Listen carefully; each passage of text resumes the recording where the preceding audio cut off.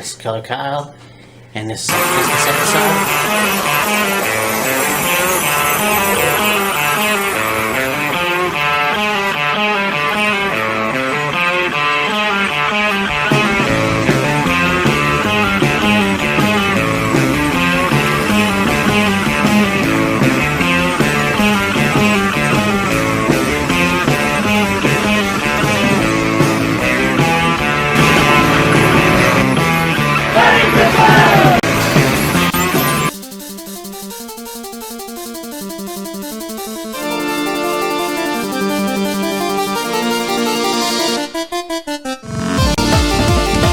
Matter, and this is Killer Kyle, and welcome to Christmas edition, or holiday edition, I call it, Wheels of Fury. Yeah.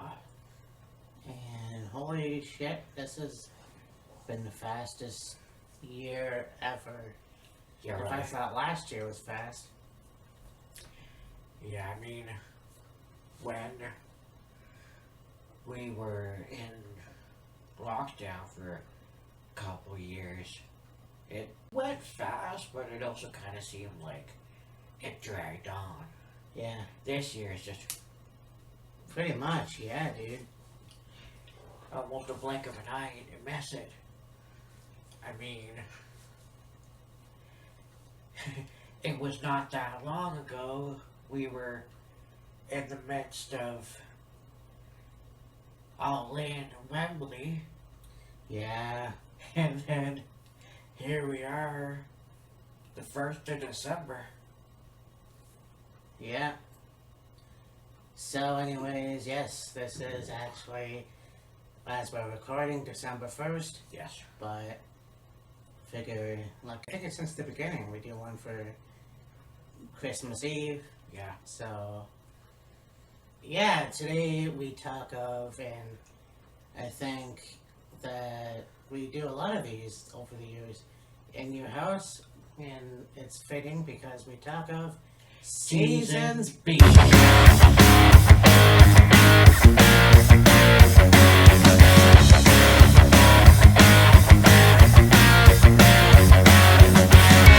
And holy shit. Yeah, this one was a really good show. You had, well, this was in the beginning stages of Gold Dust's time in the WWF. Yeah. 95, so he was watching. I don't know if he was like out there for the whole show, but in his own little like luxury box or whatever, Yeah. right by the entranceway. For, well, we'll get to that in a minute. The whole show was actually pretty good. So I figure since before we start, I have a little liquid refreshment. Bing! And today we have, not that we're being sponsored, Stockyards Brewing Fest Beer. And this is traditional Bavarian style. Yeah, And so, 5.5%. oh shit, nice and foamy.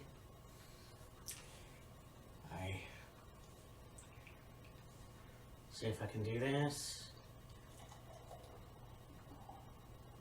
It smells good. There's the head. Look at the head, though. Yeah. That's why I enjoy European beer as much as beer from North America, because they're flavorful, and I mean they have. Yeah, it's got a pretty good head on it.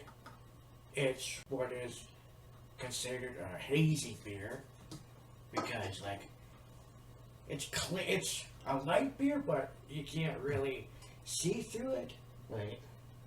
What Smells. Not really getting anything Oh. on the smell, in my opinion. anyways, so here's to you guys. I hope you all have a good holiday. We will talk about that later, but again, subscribe, Killer Kyle 34, Mean Matt's World, and yeah, let's get to it. Salute. Saludos. Slanja.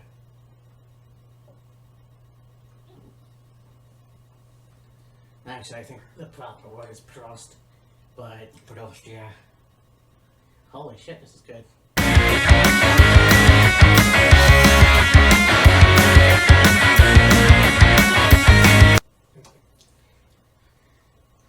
Alright, so let's start off with, I guess, the dark matches we could talk about first, even though we didn't see them, but we've got Bob Backlund versus Salvio Vega. Yeah. So, I mean, we all know Bob Backlund. Actually, this would be his last. I don't even know how many months he was before he left. Actually, no, because he did stay. He managed the Sultan, which was him and Iron Sheik. Yeah. So, yeah, he was still in it for at least 2 more years. But I'm sure this was a good match. I think, you know, like Salvio, one of those guys that could still go, and maybe, who knows, probably still does wrestle. And we all know Bob Backlund's history, former WWE champion, former Intercontinental champion. Correct. Like,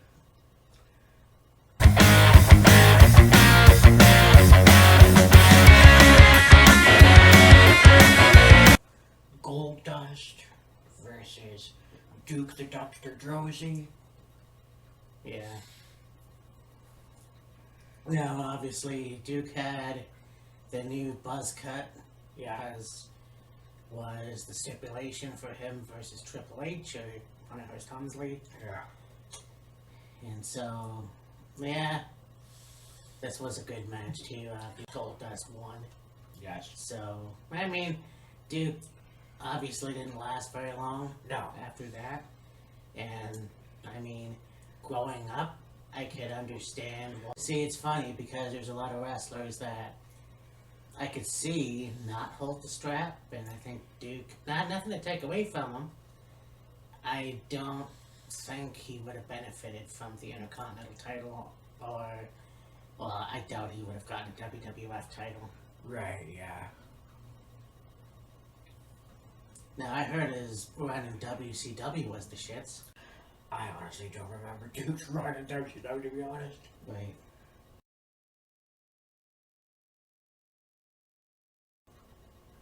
And you got an 8-man tag. You got Barry Horowitz, Hakushi, and the Smoking Guns versus Yokozuna, Isaac Yankum DDS, and the Body Donnas. Skip and zip. Yeah.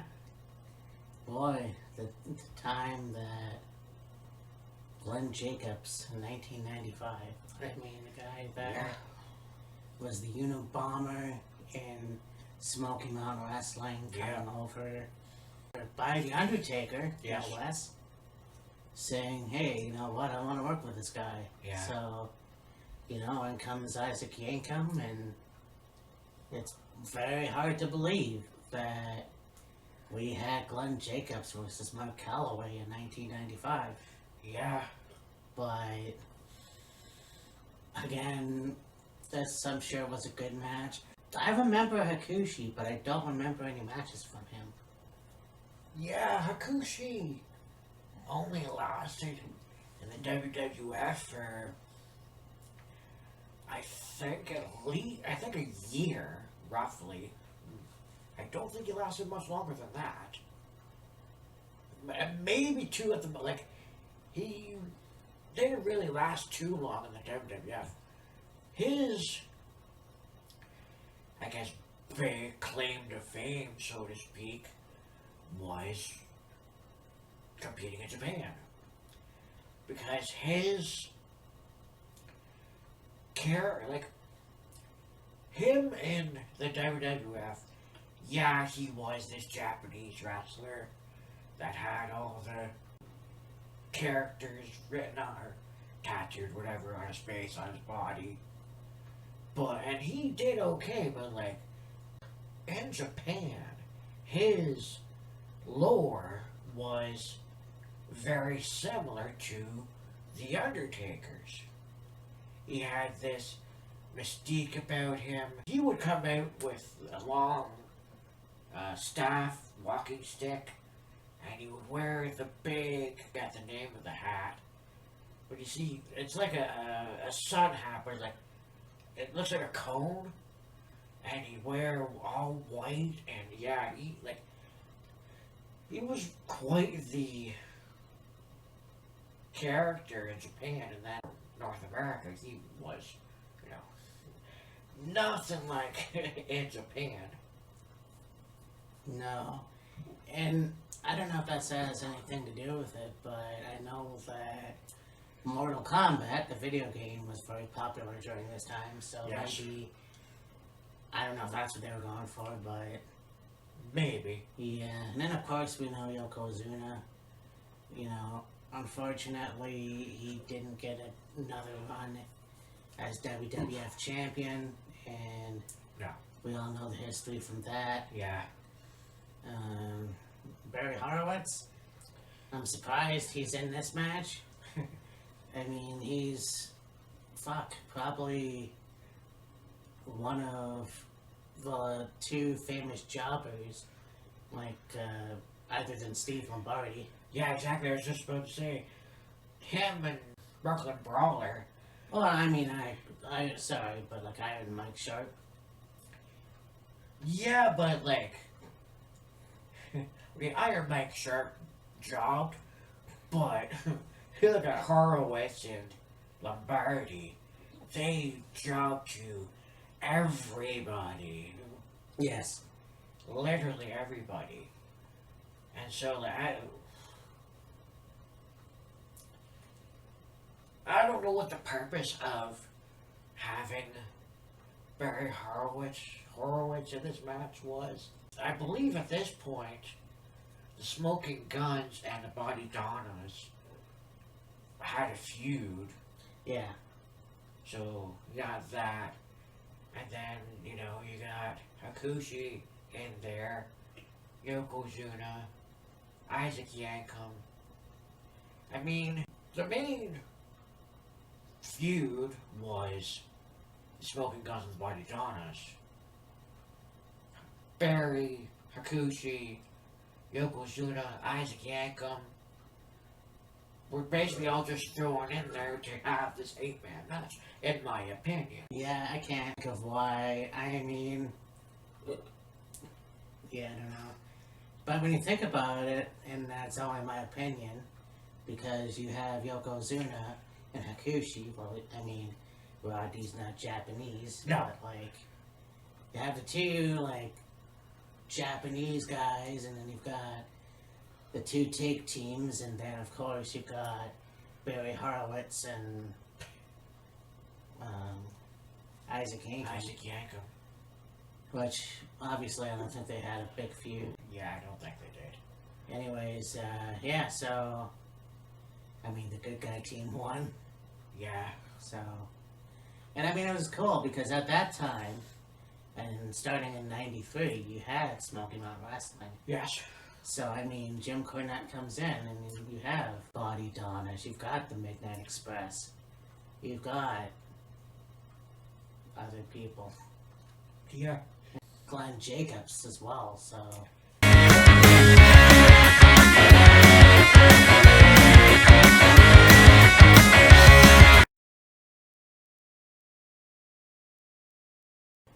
So then we go on to the main card. We've got a weird take team of Reza Ramon and Marty Jannetty taking on Psycho Sid Justice and 1, 2, 3 Kid. Yeah. And what a match this was. Yeah, it was a really good match. I mean, I remember as a kid, I'm thinking Scott Hall is not that tall. Yeah. That rhymes. But, like, you know, you look at him compared to, you know, standing side by side with Sid Justice and, like, going, holy shit, like, yeah, he was that big. I mean, his kid is also very tall. Yeah, well, I mean, okay. Sid, 6'9". Scott was at least 6'6", 6'7". So, I mean, he was not a huge man, but for that time period in the WWF, he was a big guy. And Matt and I were talking about this watching that match. You got 1-2-3 Kid, who in his own right is 6'1", which is pretty good height. Yeah. But then you compare him to guys like Psycho Sid Vicious Justice, Big Scott Hall, Razor Ramon, Undertaker, Diesel, Ken Mabel, just a few other guys. He looked small, even though he wasn't really that small. No, and that's the thing. I mean, you talk of people that are fans of more of the Hogan era, Right. and then they look at the 90s and they go midget wrestling, of white vanilla midgets, if you will. And it's almost like, okay, so when you think about it, see, for me, I always thought like Shawn and Brett were like 5'9", 5'7", Right. but they're not. No. In reality, it's just Taker and Sid are much taller. Yeah. So they tower over them, obviously, making Brett and Shawn smaller. Yeah. Yeah, and so it's like, well, hell, even Kid. Yeah. But nonetheless, this was a good match. And I mean, you look at the teamwork of Razor and Marty, and this was the time where Kid turned heel. Yes. And then you had that match at the Crybaby match. Yes. And so, yeah, I mean, Kid was a good wrestler even at that time. Yes. Unfortunately, they didn't give him the Intercontinental title. No. I don't know if the light heavyweight title was the thing at that time. I don't believe so. Yeah, so. But, yeah, so you have Razor and Marty go over. Yeah. After the match, you got Razor try to do the Razor's Edge to well, yeah, I could call him 6-Pac, I don't care. 6-Pac, X-Pac. And of course, Sid pulls him away, and then. So, yeah, there's that feud. But while the match is going on, you've got Goldust in the audience with an usher. Yeah. And this is like when Goldust, I mean, it's funny how you have a wrestler that is still around to this day, but changes over the time. Like, he was still Goldust, but when you think about Goldust when he debuted, he had that Hollywood quality, but he was also very creepy. Yes. Very slimy, and, you know, they had that thing where he wanted to take on Razor. And then to shoot, Scott didn't really want to work with him. Yeah. For reasons. But, Yeah. you know, it is what it is. This was a good match. Yeah, and then of course, later on in Goldust's career, he was still that character, but they toned down the creepiness and the androgynous side of the Goldust character way back.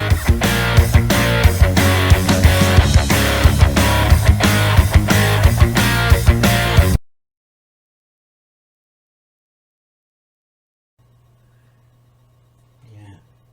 So next you go on to a match with Ahmed Johnson, who was supposed to be taking on Dean Douglas. or Shane Douglas. But, Dean comes out and he's like, oh, doctors won't let me wrestle, my back's only at 65%, and, he's going on about, even at 65%, I can teach Ahmed Johnson the lesson of a lifetime, whatever. Well, doctors won't let him compete, and anyways, and then he's like, I've got a student I've been training and teaching and whatever, and he introduces Buddy Landell. Oh yeah. Now Buddy Landell is actually quite a big name in the sport. Yep. Him was Buddy Rose. We're a tag team. Yes. And they actually wrestled Shawn Michaels and Marty Jannetty when they were the Rockers in the AWA. I think so. And so, had Ahmed Johnson versus Buddy Landell in a squash match. Pretty much. And I mean, at that time, you had Buddy do the Ric Flair gimmick, in a way. Like, he came out, he had the long blonde hair, and he had the red robe with him. But, yeah, Ahmed basically mopped the floor with him. Yeah. I mean, the guy couldn't cut a promo or shit, but man, can he tear you apart. Oh, fuck yeah. Yeah. Ahmed wasn't really that good of a talker, but he could go. And, I think breaking the barrier, becoming the first black Intercontinental Champion. Yes. So, I mean, that was cool at the time because, honestly, you had a lot of good wrestlers like Coco Beware and Tony Atlas and all those guys. For some reason, they just never got the singles title. But having Ahmed Johnson, who would later leave he was there for a few more years, but yeah, I mean,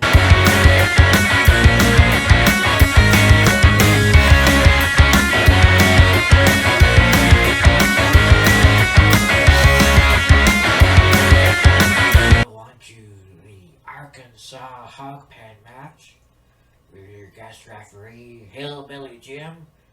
We got Hunter Hearst Helmsley versus Henry O. Godwin. Yeah, I thought about that. I was looking at the acronym of HOG.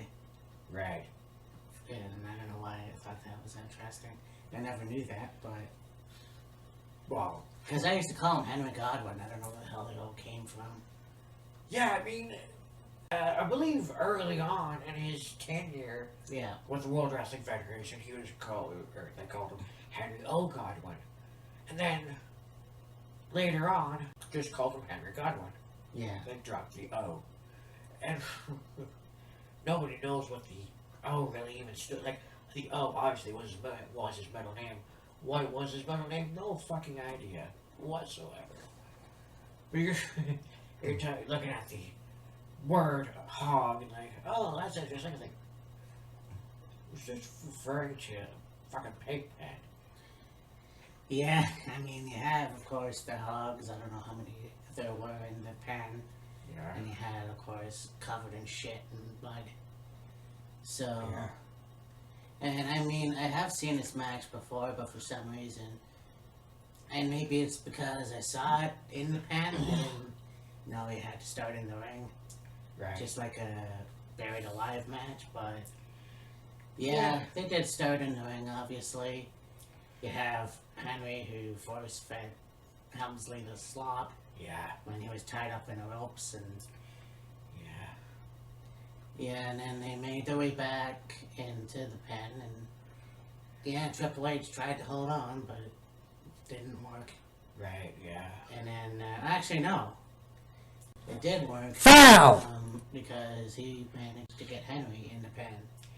Yeah, and then friggin' Henry, after the match is over, Henry packs him up and he's got him military pressed over his head and then just drops him face first into the mud and slop and packs him up again and body slams him, and then, Henry gets out of the pen and he's, shaking hands and hammering it up with Hillbilly, and Hunter gets up, and of course he's slipping and sliding all over the place, and of course he was fucking overselling, because like it wasn't that slippery. Fucking Henry had no problem standing in the fucking thing, Hamming it up. yeah, yeah. But yeah, I said to Kyle, like, what the fuck? Is there a slit in Hunter's back? And yeah, I guess because when he fell onto the steps. Well, no, it was a wooden hog pen. Okay. There was like a gate or whatever that was aluminum maybe or something, and he got Irish whipped or whatever, and he went back first into it, and that I believe is what gave him those nice mark that gashed up his back. But yeah, and I think, later on you would have Dennis Knight join the group. Right. And that was cool. I think the Godwins were very cool as a take team. And, Right. I mean, Hellbilly Jim joined later on. Yes. Because I do remember Henry when I was watching wrestling in the beginning. Yes. Like in around 93, 94. And Yeah. he was there.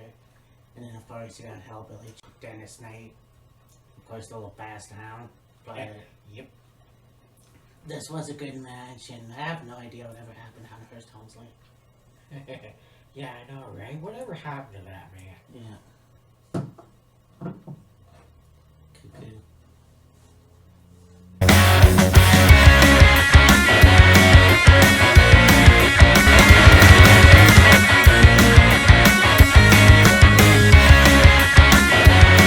Match, we've got Big Daddy Cool Diesel versus the Rocket Owen Hart, or just Owen Hart, Or the King of Hearts? King of Hearts, yeah. Diesel was out for revenge on Owen because Owen and Shawn Michaels had a match. And after the match, and this was after Shawn was attacked by the Marines, I think it was, in a bar. Oh, yeah. And then Owen and Shawn had a match against each other. Afterwards, Shawn collapsed. And of course, Owen's taking credit for it, saying, "Oh, I put Shawn Michaels out of accident. He'll never return." And, Shawn and Kev were fairly close at this point. Yeah, Diesel was out for revenge on Owen. Yeah. It was a good match, just ended. Yeah. Which is a shame because I don't remember Owen and Diesel having a match. I mean, I'm pretty sure they did. I just don't remember it. Right. But, I mean, when those happen, it's just like, Yeah. I mean, and that's a shame too because they're both very talented. Well, Owen was a very talented wrestler and very, he could have went far if not for the accident. Kevin is probably one of the best wrestlers. Like, I would say my top 10 favorite wrestlers.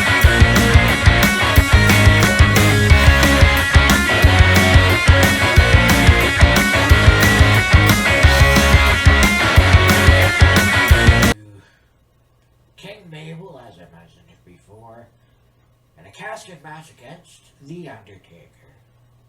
Yeah, this is, yeah. This isn't the first person that Mabel crushed. Nope. For Nelson. Yeah. I mean, talk about a bad day in the office. And again, when I was in high school, and I never really watched wrestling in '95. I tried to keep up with it, but I was seeing a picture of The Undertaker with a mask on, and I'm like, I don't remember that. Yeah, exactly. But they were in a match, and Mabel sat on his face and broke his orbital bone. Yep. So, yeah, he wore a mask, and then they had their casket match, and The story was, I guess they stole the urn and made it into a gold chain. Yeah. Don't know how the hell you do that, but Yeah, exactly. this was a pretty good match, though. Yeah. I mean, Undertaker was eventually on the mat. He wouldn't get up. Yeah, Mabel go for a slam, or a splash rather. Taker gets up and Mabel hits the mat with his tum-tum. And it was interesting because you have Undertaker finally do a choke slam, and then he puts Mabel in the casket. And then he's like, okay. And then he puts Mo in the casket. Yeah. I'm thinking, I don't know who I feel sorry for, Mabel or Mo. Because I'm sure he got squished in between. And then before he closes the casket, he gets the gold chains off of Mo and closes it for the win. Yeah. Undertaker chokeslams Mabel, rolls him into the casket. And then he's about to close the lid, and he got Sir Mo coming to the ring and trying to beat up the Undertaker. Undertaker's standing there like, fuck off, pipsqueak. Yeah. Gives him a couple of shots, chokeslams him, rolls him into the casket, and then, yeah, steps in the casket, picks up the gold chain, and then closes the lid for the win. Yeah. So, I mean, it's a shame because I think that, this is probably like twice that Nelson Frazier really did something that bad. Yeah. Because I don't remember him doing anything like that when he was Viscera. No! I mean, he was twice the size, obviously, but Yeah. yeah. I mean, and this was good, man. This, I think 96 was obviously Undertaker's year. Yeah. Going forward, I mean, 96, 97. Yeah. Because obviously, 97, he won a WWF title from Psycho Sid, so. Yeah. Psycho Sid, so. Yeah.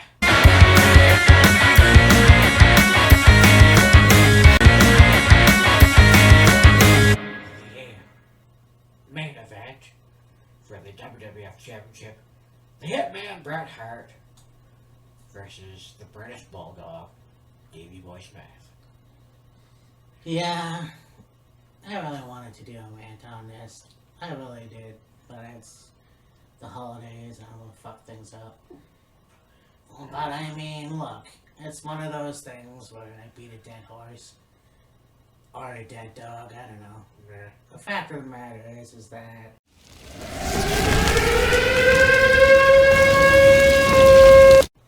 Davey Boy Smith was a hell of a wrestler, a hell of a talent. And you couldn't have given him the strap?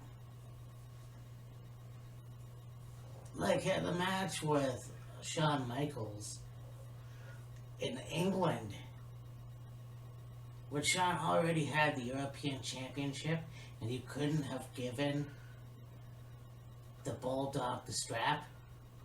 Even when his sister... You could have given him the strap!